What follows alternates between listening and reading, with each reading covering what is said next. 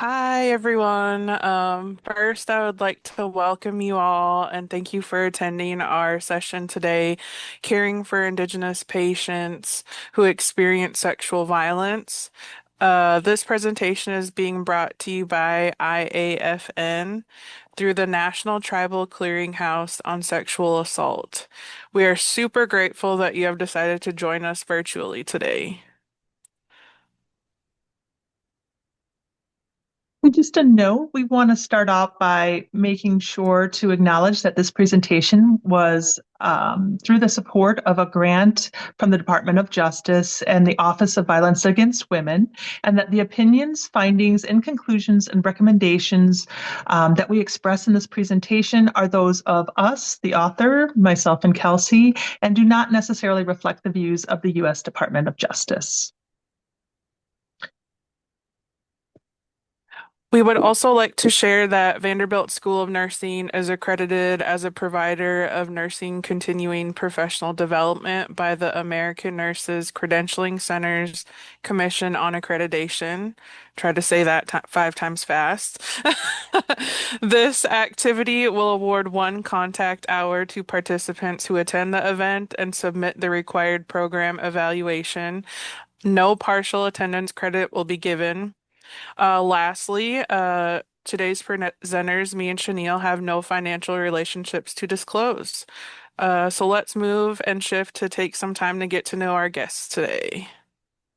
Um, And then I just want to add as well, make sure that you stay until the end of the presentation in order to receive your CEs.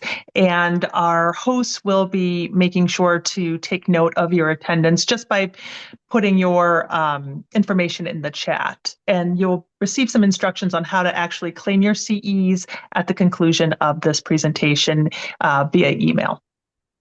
And my name is Chenel Vander Berk, and I am a forensic nursing specialist here at the International Association of Forensic Nurses, or IFN, specifically concentrating on our work through the National Tribal Clearinghouse on Sexual Assault, which is a grant that allows us to share resources and education with not just forensic nurses and other disciplines who respond to sexual violence and physical intimate partner violence, but expressly for those who are responding to provide support and resources for tribal and Indigenous and Alaska Native communities throughout the U.S. and Canada as well. And myself, I come from a background of forensic nursing. Specifically, I managed a program prior to coming to the IFN in an emergency department. So I have that emergency based practice as well as providing clinical care currently for adults, adolescents, and pediatric patients throughout. Specifically, I practice in the Midwest region. And then I would like to turn it over to Kelsey. Bonjour, hello, relatives. My name is Kelsey Morris. I come from the Bad River Ojibwe people in northern Wisconsin, and my lineage includes the Big Boy and Cloud family lines. I now call Oklahoma my home. I am also Eagle Clan. I serve as the current project manager for the International Association of Forensic Nurses, overseeing the National Tribal Clearinghouse on Sexual Assault Project, or as we like to call it, NICSA. My background is in administration and advocacy work, with professional experiences with state, local, and tribal agencies. Something unique I think I bring to this role is not just professional experience, but I also bring personal lived experience with me. I have my master's degree in healthcare administration, and I'm currently pursuing my doctorate in healthcare administration as well. This work means a lot to me and resonates with me because I've been a consumer of modern or Western medicine for the majority of my life and have personally witnessed how the healthcare interaction and our system falls short for Indigenous peoples. So my hopes in my educational and professional journeys are to serve as a voice and perhaps a catalyst for change, but also as a stepping stone for younger Indigenous generations to go well beyond where I am.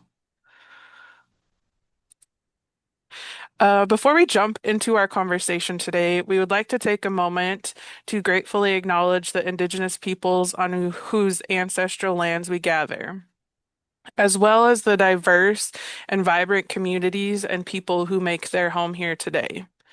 I invite you to take some time to think and reflect on where you are currently, wherever that is in the world, and who may have called that home before you, what may have brought you currently to that space, and who will come after you. I find for myself that this is a really beneficial grounding exercise or practice before jumping into a thoughtful or deep conversation.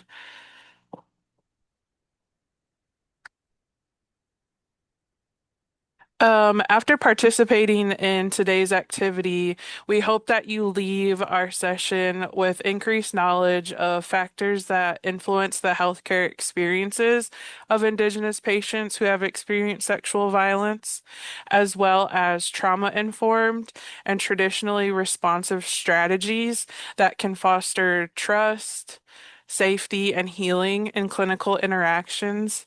And lastly, best practices for providing patient-centered care that upholds dignity, resilience, and values of Indigenous patients.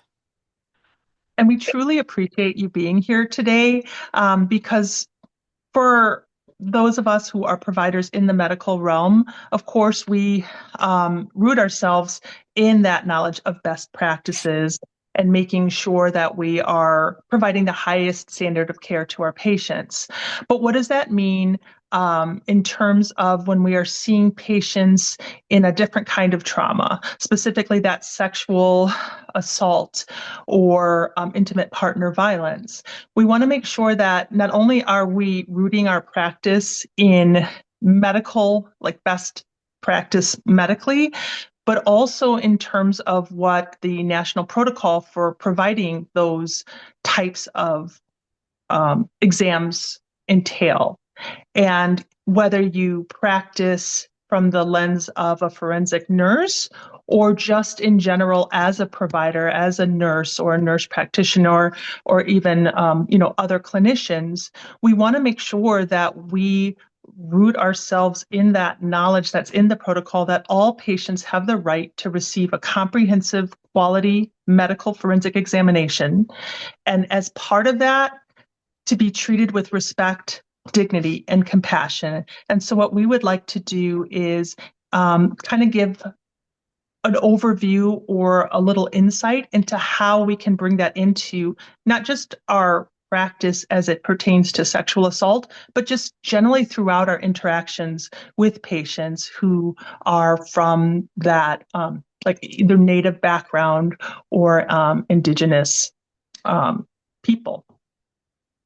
I think what's also important to include, and just piggybacking all the great things that Chenel has been saying, I think it's also important and unique when you're working with patients or survivors who are Indigenous, that it's really about that respect and healing that goes beyond just treating their physical symptoms, but rather what is being done to holistically care for them. So we'll talk, me and Chenel will both talk a little bit about that as we move on throughout this presentation. Exactly. We want to focus on not just what is being done to care for the physical symptoms or to care for that patient, but also how that patient is being treated. We talked a lot about patients, so we want to kind of take a little poll. We can see that people are from a variety of different places. So I really appreciate learning a little bit about geographically where you are from. And based on that, you might have the opportunity to maybe see patients from different communities that maybe if you're in a different region, you might not. So we want to just kind of take a poll, put your answers in the chat. Who are your patients? If you can say A, maybe you routinely see patients that you know are Native or Indigenous. Maybe you're practicing from even Indian Health Services or near towns or cities or places where there is a large community of Native or Indigenous people. B, maybe you rarely see them. Or C, honestly, you don't know. And we'll just take a moment just to kind of get an idea.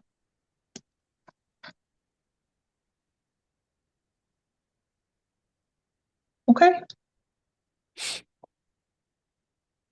I'm seeing some answers of all answers, A, B, and C. Yeah, and that's great. Okay, wonderful. Thank you. So now that we've kind of gotten a baseline or some foundational knowledge of your guys' expertise and the survivors or patients that you may see, I'd really like to spend some time talking about first terminology and identification. Um, Terminology and identification can be really complex, especially when caring for Indigenous patients who have experienced sexual violence. I would say there's not a single universally accepted set of terms. Different communities use different words to describe identity. You may hear certain individuals um, say that they're indigenous. You may hear something like American Indian, or you may see the term Native American or Native. First Nations, Inuit, Métis, and I'm apologize if I'm saying that incorrectly. Um, but you may see all of those terms, and it really, I would say, really depends on where your patients or survivors are within the world. You know, geographically, regionally, different tribes use them sometimes interchangeably and it can sometimes happen within the same sentence that they're saying. For example, I could be like, well, I'm American Indian, and I'm here. I would like to participate in some traditional medicine practices with my care. You know how like I'm not sure if you know how natives do it. So like there could be a number of different terms all in one sentence. Um, and some people may use none of these and prefer only their specific nation name that to identify themselves. I would say the same is true when describing experiences of sexual violence as well. Some patients, as you've seen with me and Chenel, we identify some as survivor and some as patients. And that's true for the individuals that you may see as well. They may identify themselves as a survivor, others may say a victim, and some may prefer phrases such as person who experienced sexual harm. So it's really important as you're first walking into in this interaction with an Indigenous patient or survivor, to build that quick rapport with them. Ask some key questions that include like, how would you like to be identified and things like that. Um, it's also important to note that language changes over time, and it also shifts within cultures and communities that you see. So it's important not to make the assumption or assume that terms from one nation, generation, or even region apply to others. Um, it would be nice if there was one like basically a toolkit available to let you know like, hey, this person is from this region, so they choose to be identified by this. However, no comprehensive guide does exist. Because of this, the safest and like I was saying, the most respectable approach is to ask the patient what language they're comfortable with using throughout the interaction with you. This can be done gently and in a trauma-informed way, such as, is there a word that you prefer that I use for how I refer to you to your experience? And this may be as simple as saying that, or saying like, do you prefer I refer to you as victim, survivor, or patient? Um, and it's really boils down to centering the patient's preferences, and that ensures respectful terminology, but also promotes a sense of control, which we know through sexual violence, something something especially important to them, where their autonomy has been taken from them. Ultimately, I think our goals as providers is to follow the patient's lead when they come in asking for help, while honoring community-specific language when you do know that. And like I said, if you don't know, it never hurts to ask. Um, and then remaining open to correction, I would say, as terminology evolves. Like you could get a survivor or patient in 2 weeks from now that uses a whole different unique word to define their experience or themselves. And those changes, it's just important to stay as up to date, but also to make not make the assumptions that like this has been used, so this is what I'm going to use, really centering it and making the patient an active participant in those. And in terms of that as well, about the assumption, I really appreciate, Kelsey, your kind of talking about like preferences and names and things like that, especially for a non-native who might, your intention might be almost an overcorrection where you're so cautious and so hesitant to find out more about your patient that you just don't even address it. And I understand like a lot of people have indicated that maybe they're not even sure if you have had a patient who is Native, mainly because in our screenings as providers, we might not have a way to actively even capture that or see that. So when you're practicing, we invite you to kind of reflect on that. How are you asking a person's background and their heritage? And how are you indicating why? Because if we're centering this on the patient in front of us, the person in front of us, that can change everything. That can create an openness and trust. So don't be afraid to make mistakes. Just open yourself up, like Kelsey said, to provide that respect and to provide an interest. So then that sets the tone for how the interactions are going to go afterwards. And Chanel, I think I told you, I would just like to include like a brief little story or example to kind of highlight the importance of this. And it's a personal anecdote, I would say. Myself and my husband were bringing my mother-in-law for a surgery procedure, and the nurse lead approached us, introduced herself, and actually one of the first questions that she asked us where it was, are there any spiritual or belief practices that your family has that we need to be aware of?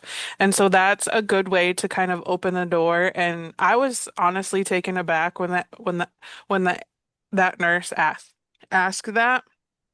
And it just opens the door and makes that experience like you want to share them. You want to that you see the interest and you want to continue that conversation. So, Yeah, and I do appreciate that story. That when you first told me that, it really, really resonated because, like I said, I practice predominantly in the Chicagoland area. So it never occurred to me that maybe there are Native Americans who were patients, but I never screened for that. I just made assumptions. And in retrospect, obviously there were people that I encountered. I also had the opportunity to practice in Wisconsin, and that was very different because we were automatically equipping ourselves to realize, yeah, the likelihood is very high that we will have patients who are have Native backgrounds. That's just to say, no matter where you're practicing, you can't just rule that out. So find a way to incorporate your practice to make sure that you are practicing that inclusion and you're prepared to honor that patient and their background and their culture as part of a whole, as part of that holistic approach to healing. Yes, and I think just going off of that, as we move into the next slide here, um, in addition to, including everything that Chenille was just talking about, to provide meaningful and culturally safe care, it's also important to understand the broader context of sexual violence, which I think as nurses, as SANEs, you guys do a really good job of both as a public health issue and as a deeply personal experience for the patients and the survivors that you are seeing. Um, but just briefly going over those, sexual violence is not only an individual trauma, but a widespread public health concern. It affects people of all communities, but Indigenous peoples are disproportionately impacted due to a number of intersecting factors, such as colonialism, systemic discrimination, intergenerational trauma, and ongoing inequities. The effects of sexual violence reach far beyond the single moment of harm of the actual incident.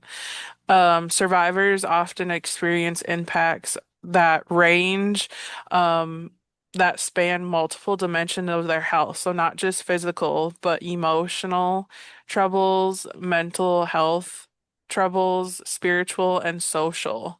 Um, and these impacts can include chronic health conditions, mental health challenges, disruptions in any relationships that they may have. In addition, they may struggle with their identity or their connection to community and land, as well as increased barriers to accessing care, especially within healthcare systems that have historically caused harm to indigenous peoples. Um, it's also important to recognize that the long-term effects of sexual violence are not always uniform.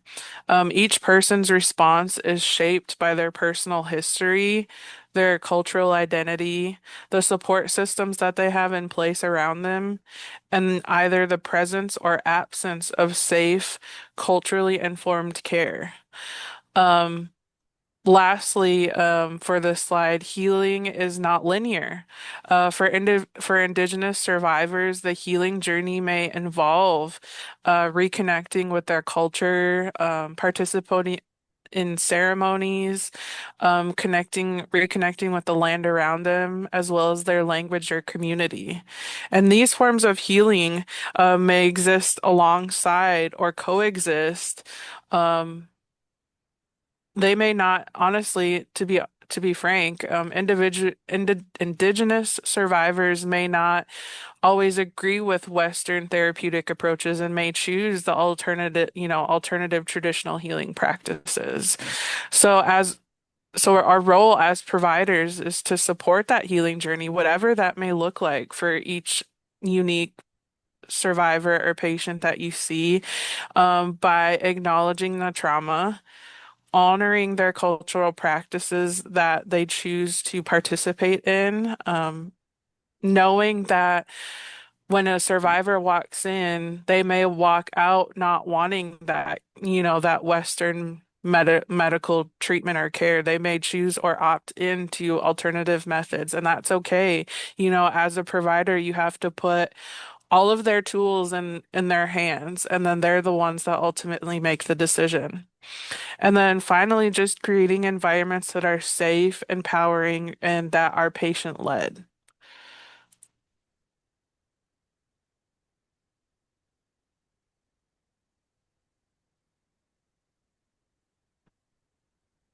Now, if we take kind of a little bit deeper look into sexual violence in Indigenous communities, it's essential to recognize that individual experiences are very deeply connected to historical and contemporary factors.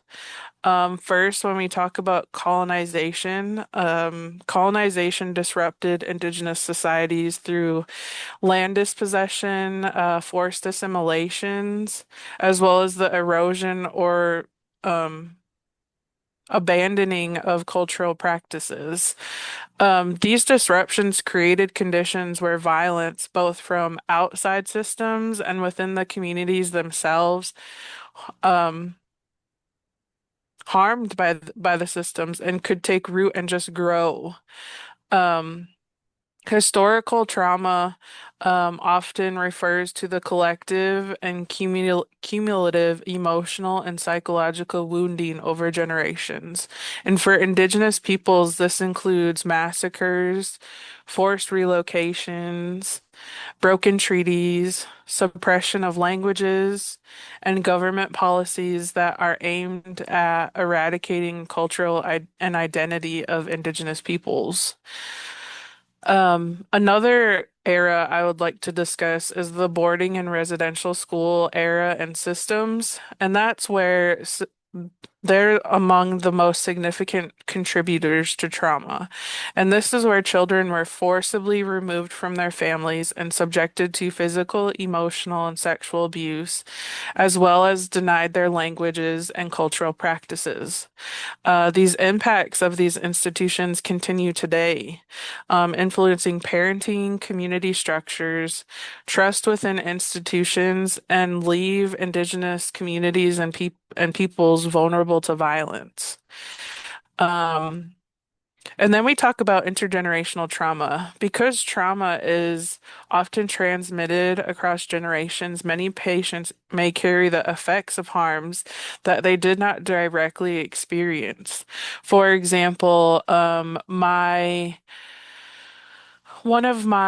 think it was my great great grandparents, um, as well as my father actually had experience with boarding school and residential systems, and that affected a lot of how they parented me, and it affected a lot of what I carry now within my own daily life, as I go into interactions with different people, organizations, systems.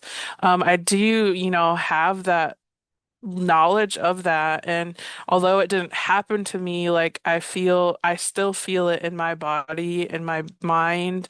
And so that's where we talk about that. That's where that intergenerational trauma comes into play. Um, let's see here. It's also important to talk about the contemporary systems that Indigenous peoples may use today, such as healthcare systems.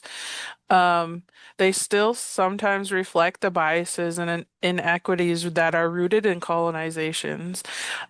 Indigenous patients may face racism, stereotyping, dismissal of pain or symptoms, and barriers to culturally safe care. And these experiences can deter individuals from seeking help after a sexual violence incident occurs, or it may result in a re-traumatization if they do seek services or care after. So, understanding these factors doesn't mean assuming the same story for every patient or Indigenous person that you see or come into contact with. Instead, it reminds us as providers that Indigenous patients are often navigating layers and layers of historical and ongoing harm.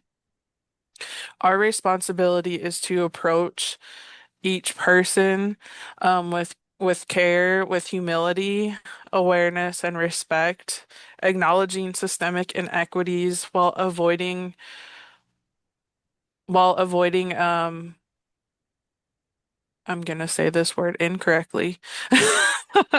I'm trying to think of a different way to say it, but while avoiding pathological I'm gonna it's okay. Well, avoiding like re-traumatization, avoiding the assumptions that Chenille and I talked about, or avoiding downplaying what they've experienced throughout their life and what they bring to that interaction. By recognizing both past and present contexts, I think that we can provide care that's trauma informed, grounded in culture, and truly supportive so that these individuals can begin their healing journeys in the way that they choose. And so, why it's important to think about what Kelsey was describing and approaching it from an understanding of a historical and cultural background and having some cultural competency is hopefully helping us understand why this quote that studies have shown Native Americans have exhibited higher medical mistrust and lower satisfaction with healthcare. It's a little bit more. We understand that when people approach providers or go into healthcare setting, there might be just a natural fear, just a fear of the unknown, or, it's not pleasant, or there's an idea that something could be seriously wrong. That's pretty much, I think, a universal feeling. Now, add that with a context, a cultural context, so there's an even greater mistrust and hesitancy to put um, someone's faith in our hands as providers to provide that care. And then add that extra layer, like Kelsey was saying about the layered approach of having experienced something as traumatic as a sexual assault. Um, Now add that trauma to a natural fear of the healthcare system. And we can understand why it's important for us as providers to kind of take that into account when we're providing care and looking for ways to mitigate that harm and conveying that we can be trusted. And it's a path to moving forward to helping that healing.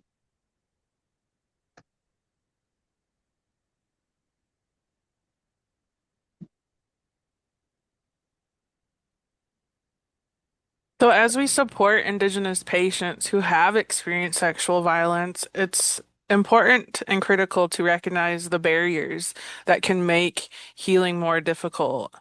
Um, and to know that these barriers are not just individual, that they may be structural, historical, or and systemic.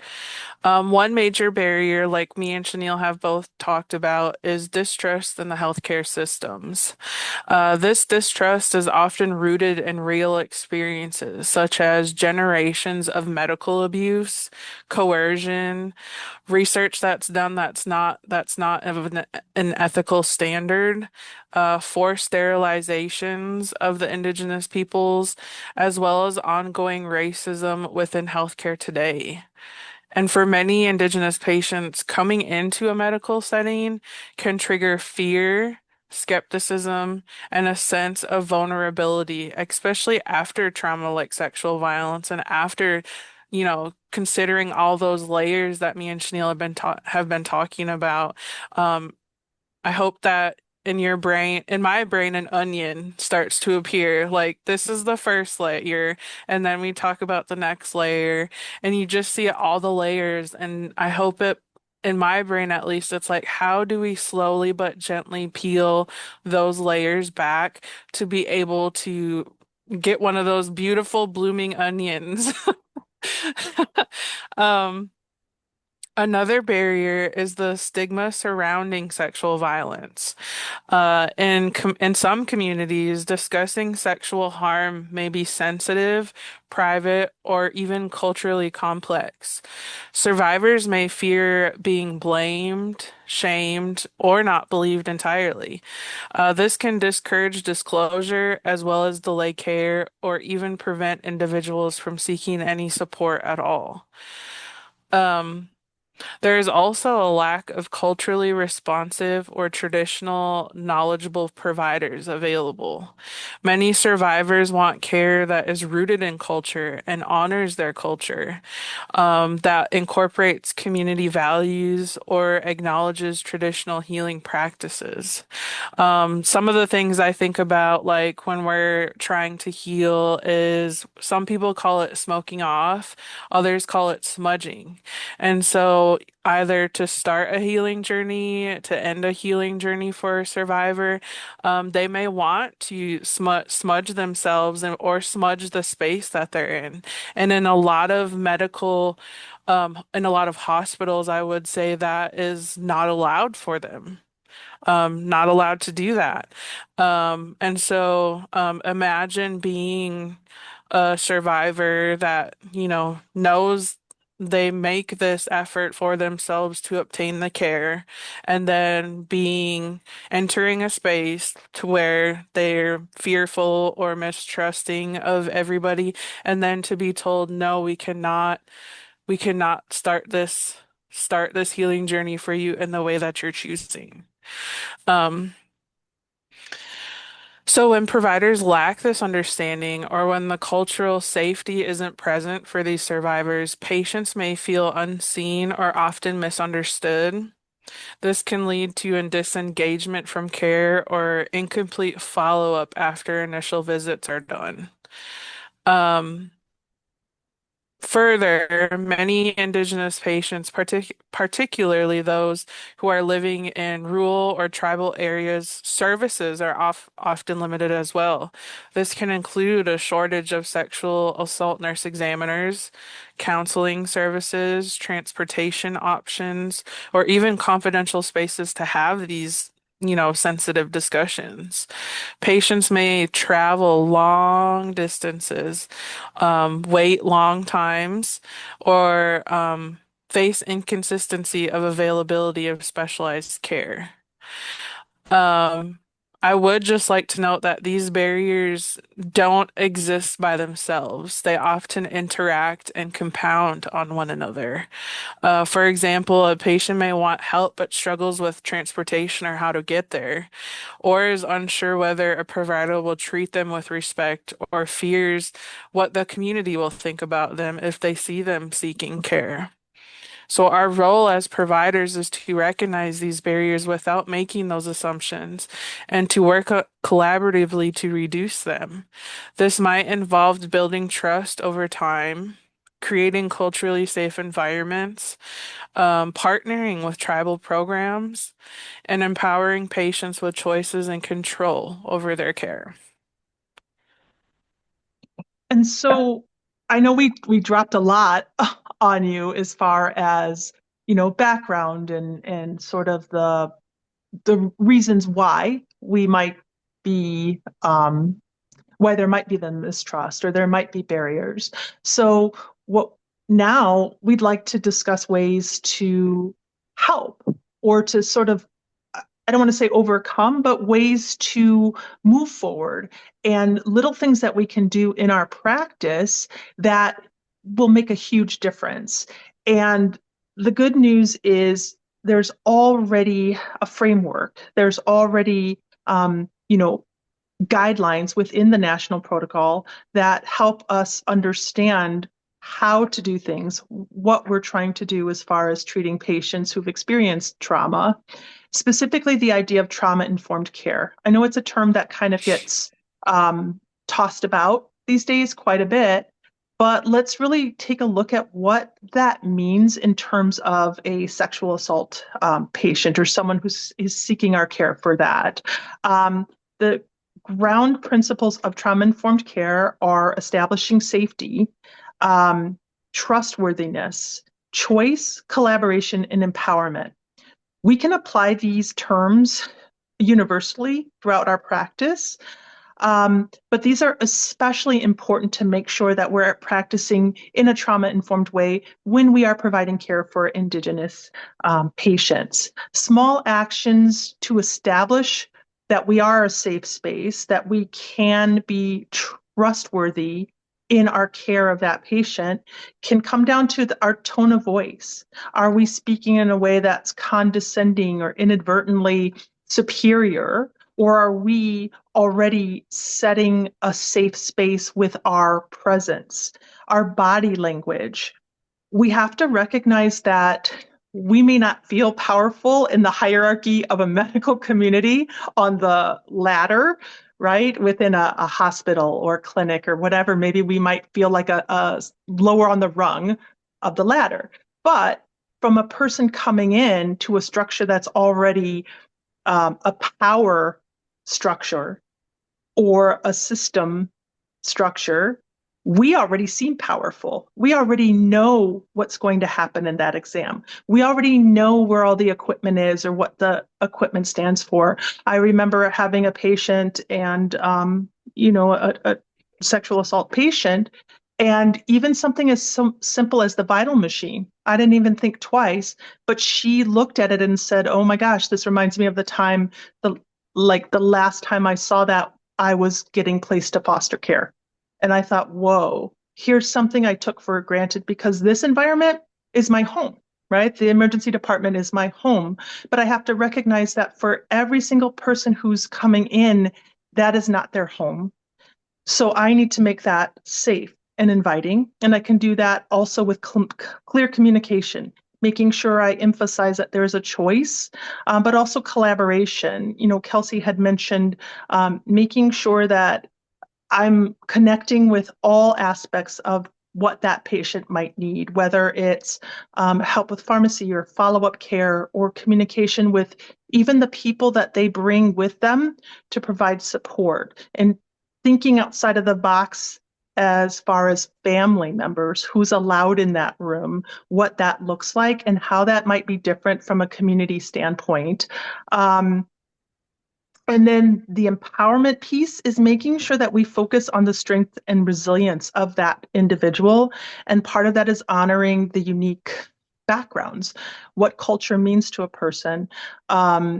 What Kelsey had said about asking the patient what they want ahead of time before you even start opens that dialogue and again makes sure that you're not just making presumptions about that person because not every Native person wants to practice traditional medicine, but maybe they do, and not everybody practices or heals in the same way.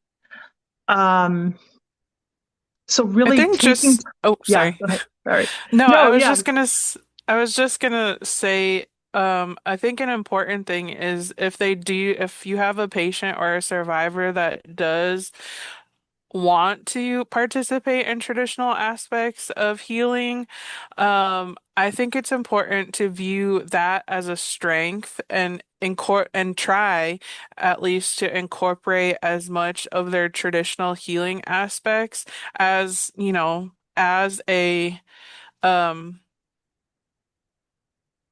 as a like not a counterpart, but coexisting with traditional, not traditional, but modern medicine as well. So don't view them as two totally opposite things that shouldn't interact, but rather things that can complement each other. yeah. And on that note, we can take a look at the medical forensic exam itself in terms of what we provide. The idea behind a medical forensic exam is that it's rooted in patient-centered care. So what does that person as an individual need? Um, we want to make sure we're providing holistic, individualized care that's supportive, respectful, and empowering. The medical forensic exam itself has a, a set of protocols and procedures to provide that examination. Um, to care for a survivor of sexual assault, just in general, we want to make sure that we provide a private area where they can be seen, medical screening from the provider to find out what's going on with them in the time being when they see you, but also what's been going on medically leading up to this particular incident. We also want to make sure that we're informing the patient of who we are, what kind of care we can provide, and what the expectation should be. Um, the medical forensic exam can also provide not just a head to toe physical, but also sexually transmitted infection medication, as well as testing and recommendations for follow up care to make sure that that is also something that's addressed because we know that not just physical injuries, emotional injuries, and spiritual injuries that could happen from a sexual assault. There's also concern of lingering infections that a patient might not even realize or recognize, as well as emergency contraception if there is a risk of pregnancy as well. That examination also includes evidence collection as well as safety planning and discharge as far as where is the follow-up care going to happen? Where can they get medication? Who are the resources, community-wise, as well as structures or resources with outside of the community that may be something that's accessible from that patient. And more than anything, it's the idea of choice. Oftentimes, as nurses or providers, we tell the patient what kind of care they're going to get. We say, if you come to us and your stomach's hurt or things like that, we'll say, okay, we'll sit here. We're going to test you. We want you to pee in a cup. We're going to, give you the lab results with this many times. We're drawing your blood. We're taking your temperature. What we ask of you when providing the exams for sexual assault is making sure you flip that switch and putting the power in the hands of the patient or the survivor. We want to make sure that this is a respectful process and it's adapted to the individualized needs and preferences of the patient as a whole person. And so what Kelsey was referring to as well is kind of ideas to enact that in practice. Like, what are some small things that a provider can do to communicate to the Indigenous patient that we are not only practicing care to heal, like, from the sexual assault, but we're also taking into account those specific needs that might communicate. We respect the culture. We respect your needs as an individual and recognize that this needs to be a consideration in order for us to truly provide that care. So in terms of building trust, Kelsey, can you maybe give some examples of ways that a provider or forensic nurse can do things to help build trust as part of that exam process? Yeah, I think definitely like in terms of building trust, can help with, I would say, any mental aspect or that a patient would be suffering from or with. Um, Really starting, I think it starts at the beginning of the interaction. Like Chenel said, introducing yourself, being aware of the pace. I would say the pace is important of the interaction. I'm not sure if a lot of people are around or have a lot of interactions with tribal patients or tribal people in general, but there's a saying that we often run on Indian time. And so, being aware of the pace that you're taking, making sure it's not too fast, really taking the time, having them not feel rushed, but also making that extra effort to understand they're also understanding what's being communicated. I would say in terms of communication, really taking into considerations that they may not understand or identify certain parts of the body as maybe you would be being a medical provider.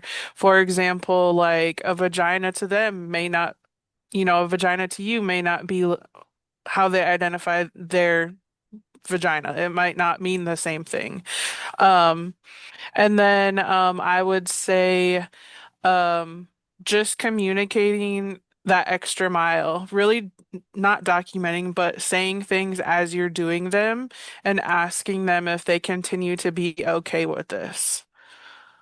And so even consent, if we think back to what we're talking about in terms of, loss of power or a feeling of being kind of the underdog in the situation, the idea of consent that they have the right to decline the exam itself or any part of the exam, you can agree to one part and then not the other, is very, very important to start off with before you even go any further, because that's a different experience from the usual medical treatment. So that really builds up that idea of not just that trust, but also that empowerment. And then what Kelsey, also you were talking about the body, is just remembering that sometimes how we approach things may inadvertently cause harm to someone's dignity. Even little things with providing privacy when we ask a patient to get undressed. I know sometimes we collect evidence, and part of that might be collecting underwear. It may seem like something so insignificant to us, but making sure that we're not only communicating that a patient has that right to give up clothing, especially clothing, or taking things from a person like hair samples, fingernails, even taking pictures.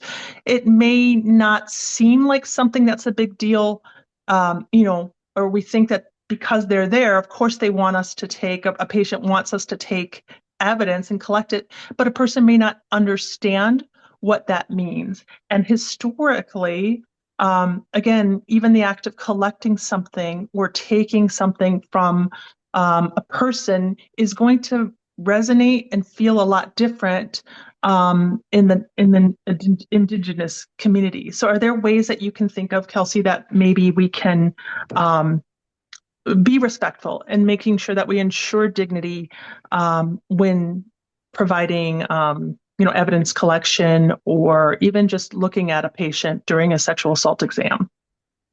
I would say in this term, as you're taking, like, as you're collecting evidence, whether that means actual samples from them or, like you said, pictures, um, I would, and I can only speak for myself, but every Indigenous person is different. But often an Indigenous person and their soul, their identity is really tied together with the land, I will say. And they really believe in reciprocal relationships. And so through this experience, they might feel that, you're taking, but what am I getting from this? So I would say being very clear and offering as much information as you can on why you're doing these things, why you're taking these things, and what they will be used for. I will say one of the two biggest things I've seen is hair. If the hair is very, very big with indigenous culture. It's it takes time to grow hair, and it's often people with long hair, as I'm feeling my hair right now, people fe with long hair that's tied to wisdom. In indigenous cultures, and so taking a piece of that is going to leave a person with their identity changed because that is no longer a part of them. And then the other aspect I would say is important is taking pictures.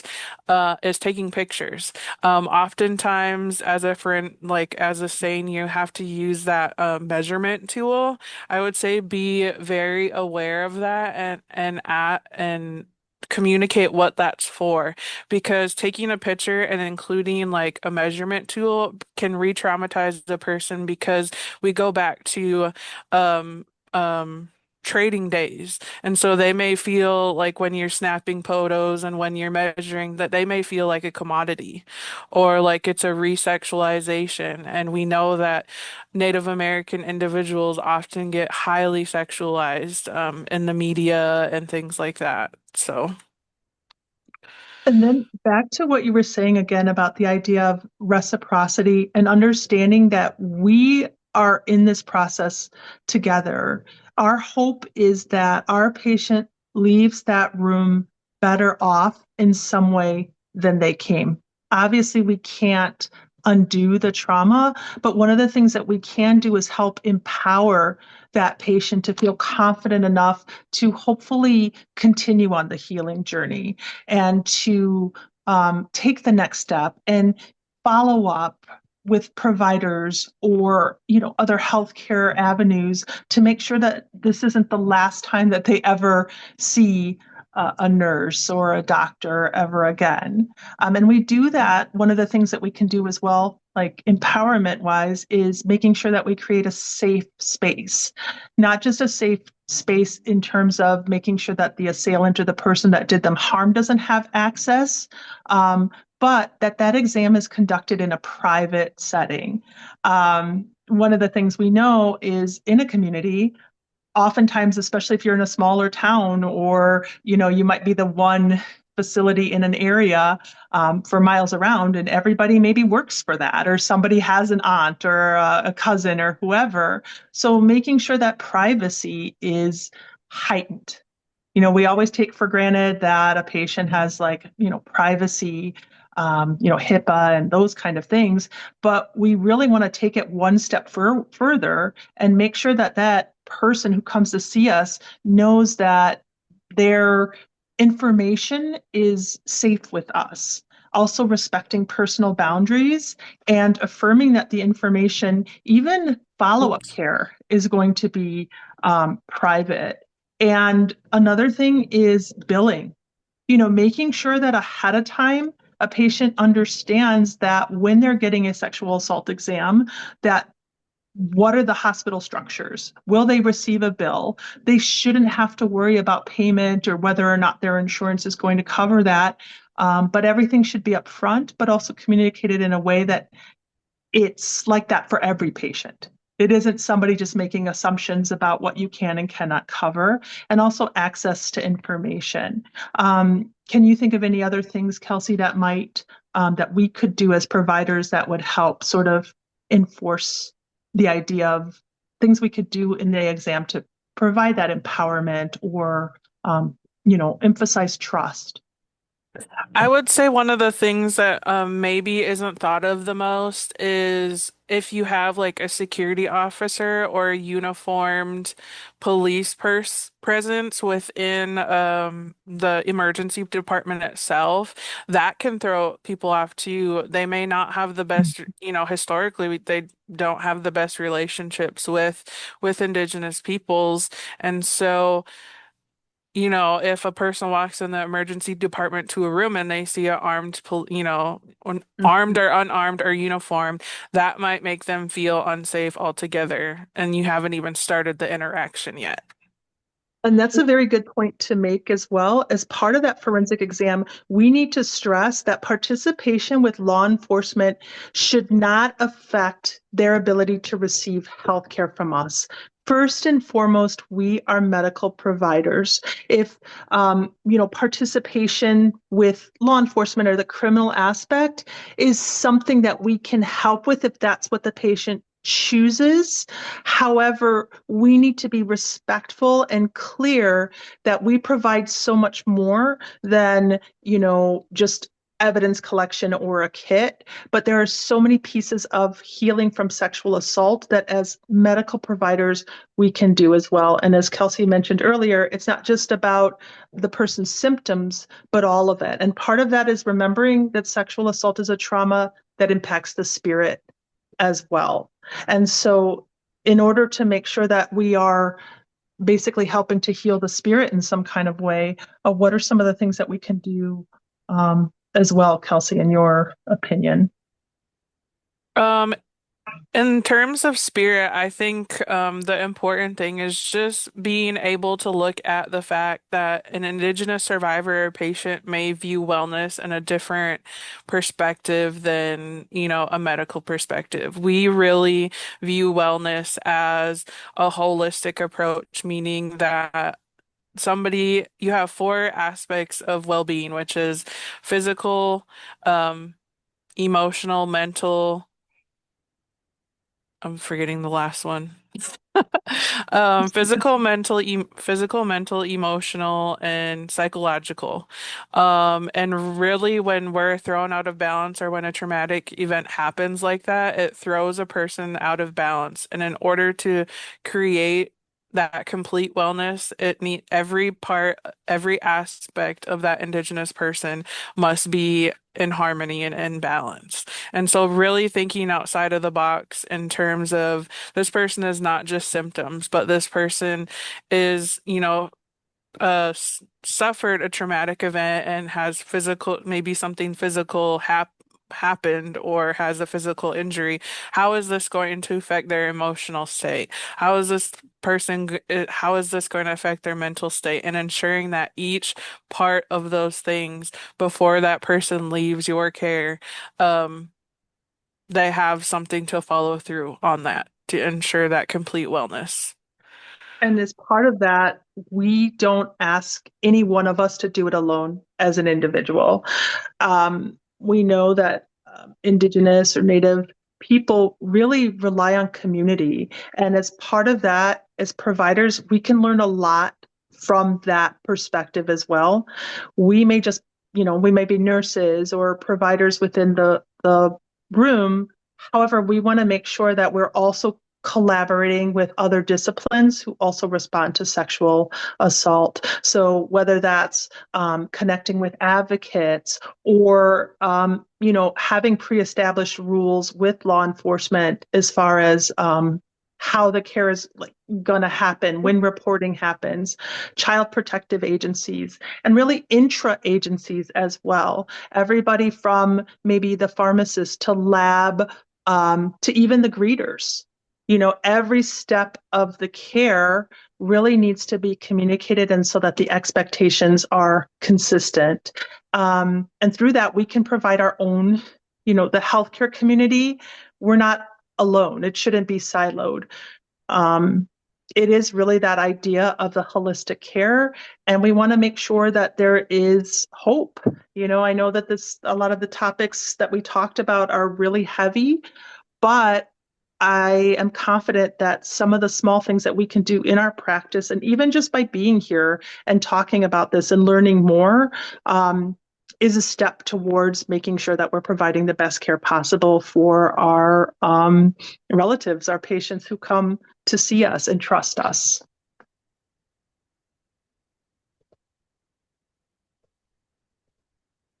I I know we think kind of ran over, but are there any questions? Sorry.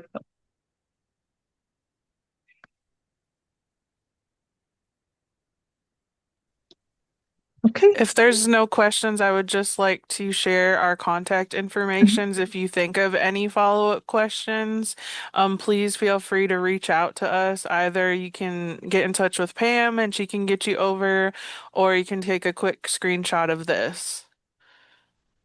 And then last but not least, we invite you to take a look at the website, Supporting Our Circle, which is where we provide a lot of our resources as well that can be accessed freely by anyone. Thank you so much. Thank you both Thank so much. you. I'm going to Happy steal holidays. And I'm going to steal the phrase remain open to correction. I love that. I wrote that down. I was like, I love how that's phrased. Just from I'm a very concrete thinker, and so that was it. I just love how you phrase that. So I'm definitely going to steal it, but I will give you credit. But I want to thank you both. It's a wonderful presentation. I took all sorts of different notes, but thank Thank you. you so thank you for much. having us.